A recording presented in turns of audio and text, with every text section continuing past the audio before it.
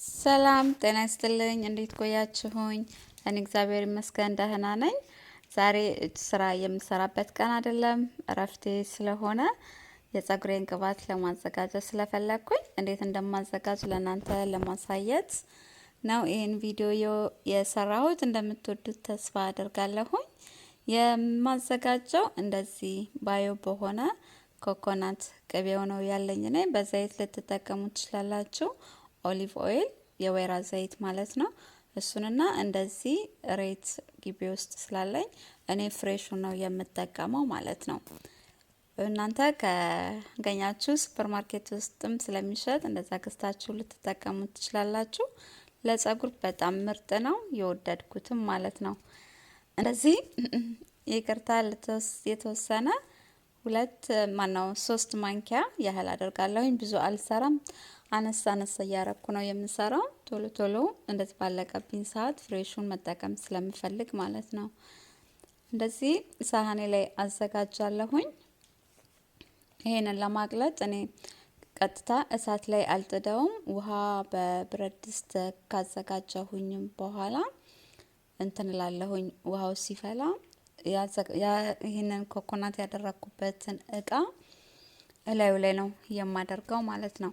ውሃይ እስኪፈላልኝ ድረስ የሬቴን ማለት ነው እሱን እቆራርጣልና እንትኖቹን ብቻ ነው የምጠቀመው፣ ውስጡ ያለውን ጄል ማለት ነው።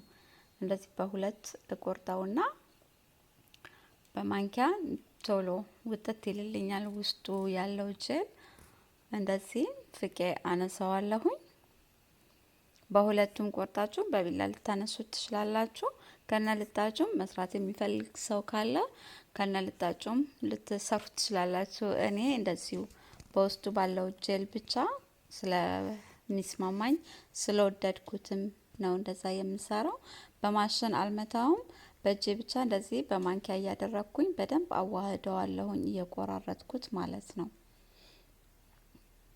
እንደዚህ እንደምታዩት እንደ ጄል ነገር ይመጣል። የተወሰነ እመታዋለሁኝ ድጋሜ እንደዚህ በማንኪያ ላዩ ላይ ምትት ሳርግረው ትንሽ ቁርጥርጥርጥ ይልልኛል። እንደዚህ ውሃ ከፈላ በኋላ ያደረኩትን ይሄንን ከላዩ ላይ እንደዚህ አምጥቼ አስቀምጠዋለሁ። ግን ቆይ ሳህኔን ግን ሳልቀይራት አልቀርም እንዳትሰነጠቅብኝ ማለት ነው። እንደዚህ እስኪ ቀልጥ ጠብቀዋለሁኝ።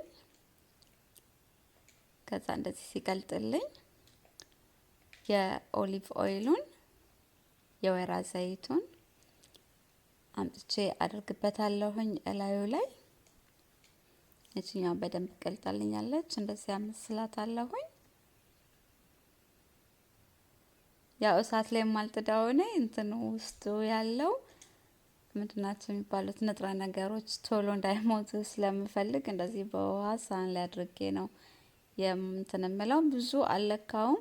የተወሰነ ኮኮናት ቅቤውን የወይራ ዘይቱን ነው ከላይ በቃ ጨመር የማደርገው ማለት ነው። እንደፈለጋችሁት መጠን የምትፈልጉትን መጠን ልታበዙት ትችላላችሁ። ከዛ ይሄንን ያዘጋጀሁትን የሬቱን ጄል እላዩ ላይ እንደዚህ ጨምረዋለሁኝ።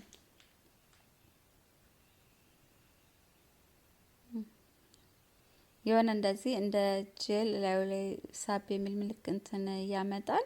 ከዛ ግን እየቆየ እየሞቀ በደንብ ሲሄድ አብሮ ውህድ ይላል፣ እንትን ይላል፣ ድብልቅልቅ ይልልናል ውስጡ ማለት ነው። ትንሽ ቆይቼ ግን እንትኑን ብረት ድስቱን ሳልቀይ ወደ ብረት ድስት ላይ ገለብጣታለሁኝ። ምክንያቱም ሳህኗ እየጋለችብኝ ነው፣ ውሃው እየሞቀ ስለሆነ። እንደዚህ ቆርቆሮ በሆነ ነገር ብትሰሩት እላለሁኝ። አያችሁት? እንደዚህ አሁን አብሮ ውህድ እያለ ነው። ከዛ ግን እየሞቀ ሲሄድ ወደ ቅባትነት ይቀየራል።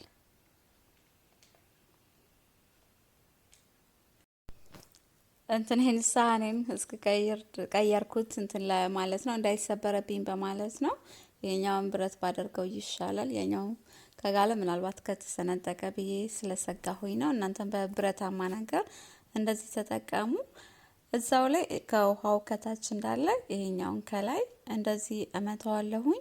የሬቱ ወደ ቀይ ወይንም ሮዝነት በደንብ እስኪቀየር ድረስ ማለት ነው። ቀጥታም እንደዚህ እሳት ላይ በብረት ድስት ተጥዶ የሚሰሩ ሰዎች አሉ። አንዳንድ ጊዜም እኔ እሰራለሁኝ። ግን የበለጠ ጸጉሬ ላይ ለውጥ ያየሁት በእንደዚህ አይነት በሰራሁበት መንገድ ነው። እንደ ፍላጎታችሁ ማለት ነው። አያችሁት? ወደ ሮዝነት እየተቀየረ ነው እሬቱ ማለት ነው። ውሃማ ከለር ነው ያለው፣ ግን እንደዚህ በምናሞቅበት ሰዓት ወደ ሮዝነት ይቀየራል። የተወሰነ እንደዚህ እመተዋለሁኝ ቅባቶቹ በደንብ እንዲዋሃዱልኝ፣ ሶስቱ ውህዶች ማለት ነው። አሁን ትንሽ አቆይቼ አውርደዋለሁኝ። እንደዚህ በደንብ እየቀላ ስለሆነ ማለት ነው። በቃ ከዚህ በላይ ብዙም ላቆየው አልፈልግም። ሳስቀምጠው እስኪቀዘቅዝ ድረስ የበለጠ ይዋሃድልኛል። እንደዚህ አይነት ከለር ይዞ እንዲወጣ ስለፈለግኩ ማለት ነው። እዚህ ጋር ጠርሙስ አዘጋጅቻለሁ የማጠልበት።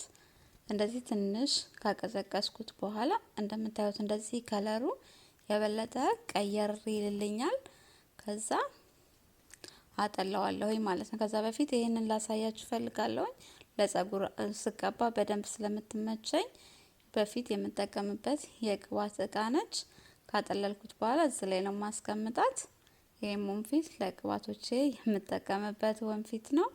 እንደዚህ አጠላዋለሁኝ። ከታች የምጠቀማት ቀጥታ በደንብ እንድትፈስልኝ በማለት ነው። ማጥለያ ነው የምትባለው አይደለ? ይቺ እንደምታዩት እንደዚህ ቆንጆዬ ቅባት ወጥቶልኛል። በጣም ለጸጉራችን በእንትን ፍፍት አድርጎ ይዘቱ እንዳለ ሳይበጣጠስ የሚያቆይልን ቅባት ነው። እኔ ገላዬም ከመታጠቤ በፊት እጠቀምበታለሁኝ። እንግዲህ ቅባቴን እንደዚህ ነው የማዘጋጀው። እናንተም ከወደዳችሁት በቤታችሁ በቀላሉ እንደዚህ እያዘጋጃችሁ እንድትጠቀሙ ላለሁኝ። ለሚቀጥለው በሰላም ያገናኛል። ሰላም